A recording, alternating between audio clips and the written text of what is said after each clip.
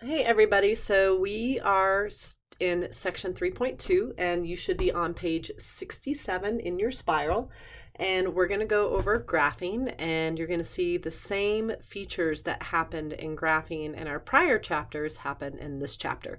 So the first thing we want to do is just kind of explore the shape of our two new functions. We're going to have a square root function and a cube root function. So if we talk about the parent functions right now, is the parent function is going to be the square root of x and then also the cubed root of x. So we're going to make a table of values so we can figure out again the pattern in this whole thing. So the x's we're going to choose this time all depend on numbers that I can put inside my square root and take the square root of them and not need a calculator. So let's start with at the bottom, 9. So 9 is a number that I can take the square root of. The square root of 9 is 3. Whoops.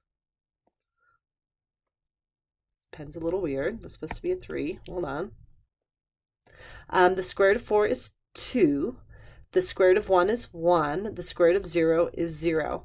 Now when I try to start to take the square root of the negative numbers, I can't take the square root of negative 1 or negative 4 or negative 9. So these I'm just going to put little slashes through because I want you to realize that we cannot take the square root of these numbers. So graphing the 4 points that I do have, here's 0, 0. Here's 1, 1. There's 4, 2. And then 9, 3 is right here. And so the shape of this, whoops, kind of looks like that.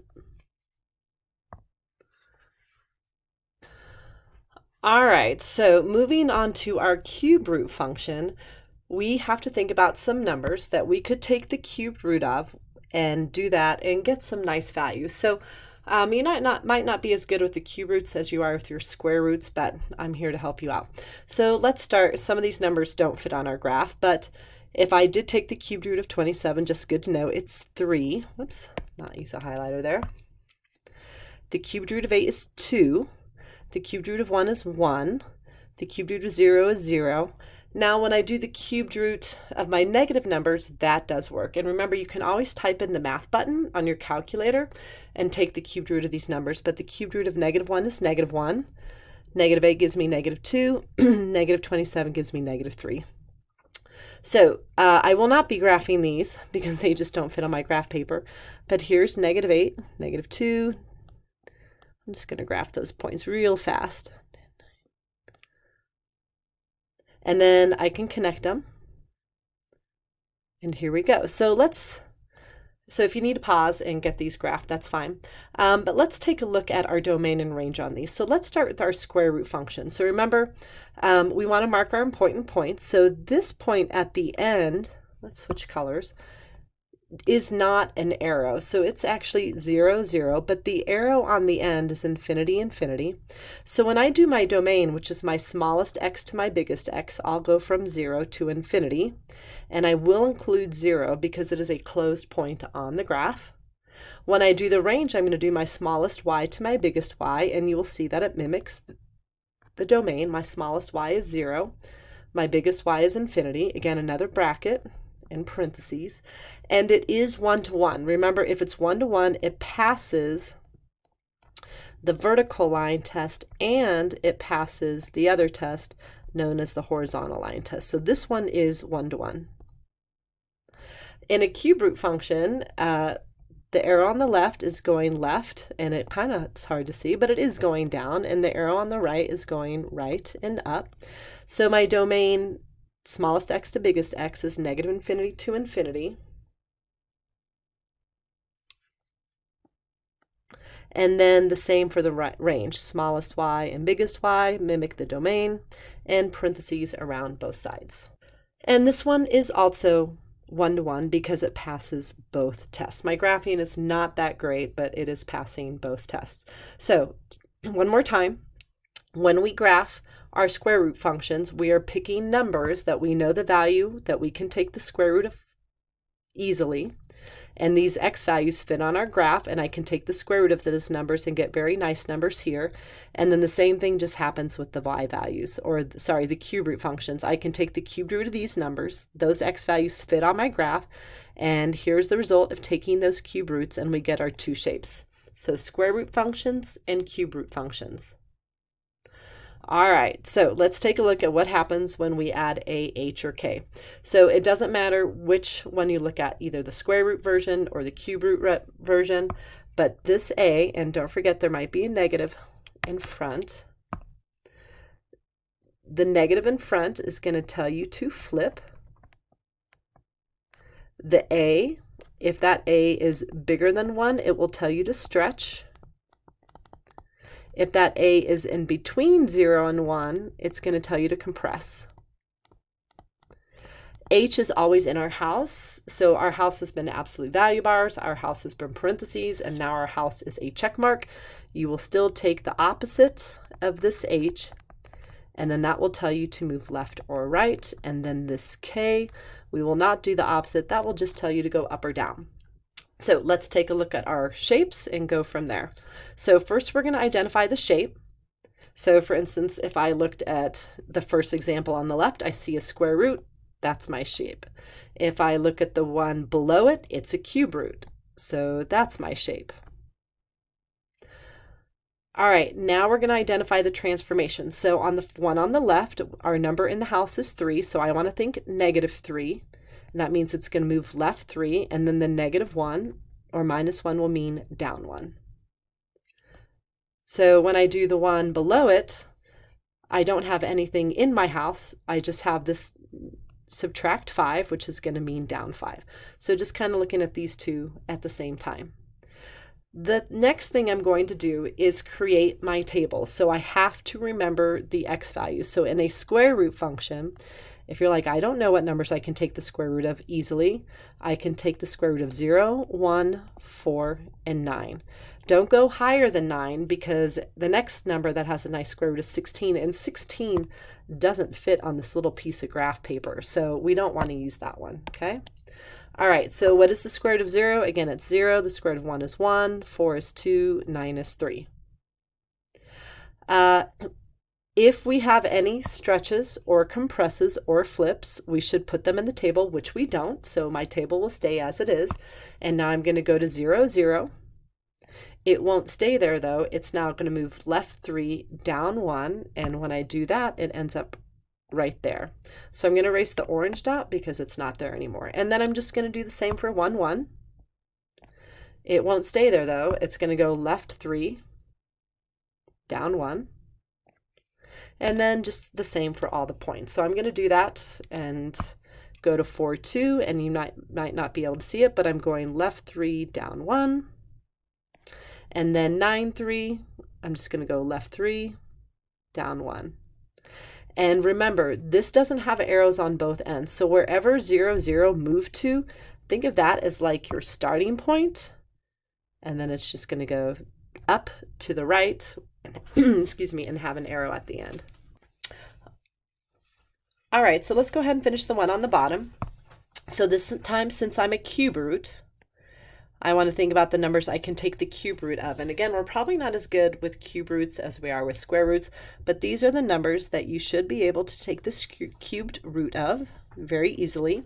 The cubed root of -8 is -2, the cubed root of -1 is -1, and then just filling in the values. So again, what I should do, I've done step 1 and 2 already. Step 3, I've made my table. I don't have a stretch or compress or flip to put into that table, so I'm just going to go to step 4. I'm going to put my ordered pairs for my table, and I'm going to go down 5. So right now, technically, I'm at -8, -2, but I'm not going to stay there. I'm just going to move down 5 and end up right there in the blue spot. And then I would do the same thing, -1, -1, and then I would take that point and just move it down 5. And then I would just get all of my points and do that slowly, a little bit at a time. So last 1, 2, my last point ends up there. Nope, sorry. 1, 2, 3, 4, 5, right there. I don't know what I was thinking. And here is my shape. All right, let's move on to others that do have some stretch and compresses and flips. So the one on the right is a square root. So again, just think about that shape. I'm going to make my table. The numbers I can take the square root of, again, are these numbers. If I take the square root of those values, I can fill in my y values. And this time I have a flip. This number is bigger than 1, so I have a stretch. I want to take the opposite, so I have 4, and I want to think right 4, and then I have this 2, and that's going to tell me to go up 2. So I will be taking this flip and this stretch, and I am going to apply it, whoops, you guys can't see that, to my y values. So all of these y values are about to be multiplied by -2. All right, let me get a little eraser because I'm going to have to graph here. All right, so my new y values become -2, I'm sorry, not -2, 0, -2, -4, and -6. And you see me do this before. I don't need these old y values, so I like to cross them out so I don't get a little overwhelmed. But now I can go to 0, 0. I won't be staying at 0, 0 though. I'll be moving it right 4 up 2. So let me do that real quick. Right 4 up 2 puts me here. And then I'll just do that with all the points. So I'm going to be at 1, -2, and I'm going to go right 4 and up 2. And then I'll be at 4, -4, and go right 4 and up 2. And then 9, -6, if I go right 4 and up 2, I will end up off the graph. If you want to put that point, it's about there. You don't have to though. And again, 0, 0 is, just to make it stand out, right there. That's where it starts. And this time, because it flipped, it's going to be going down. Make sure this side stays as a point and not an arrow. And our final one to graph here. So we're doing a cube root, so think about that shape. And again, the numbers you can take the cubed root of. The more you write these down, the more you learn them. And when I take the cubed root of those values, we get these. All right, let's talk about our transformations. So again, we're going to have a stretch. We're going to be going left 3, and then we're going up 1. So I'm going to take my stretch,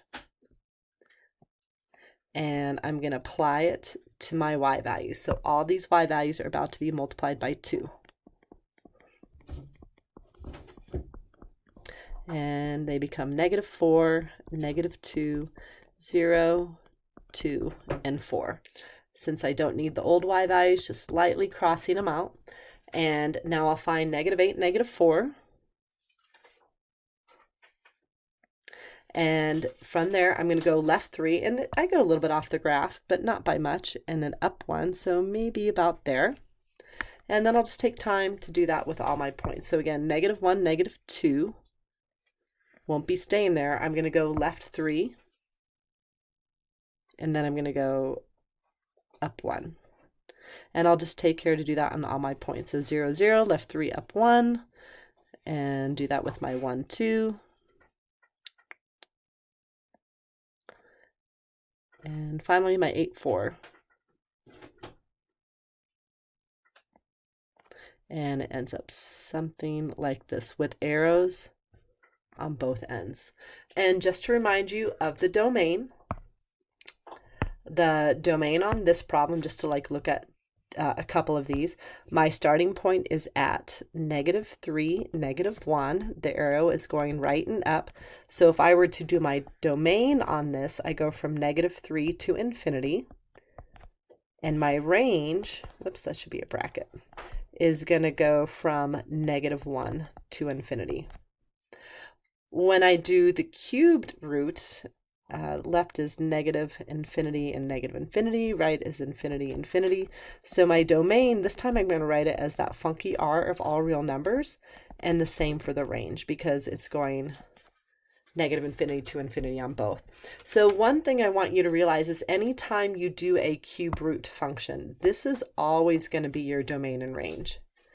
And maybe the more you start to graph these, as you do your square root functions, you're going to see that you'll always have a number with your infinity, but the number that's going to be in there is actually this point right here, -3.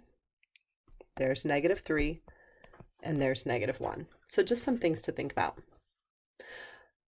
All right.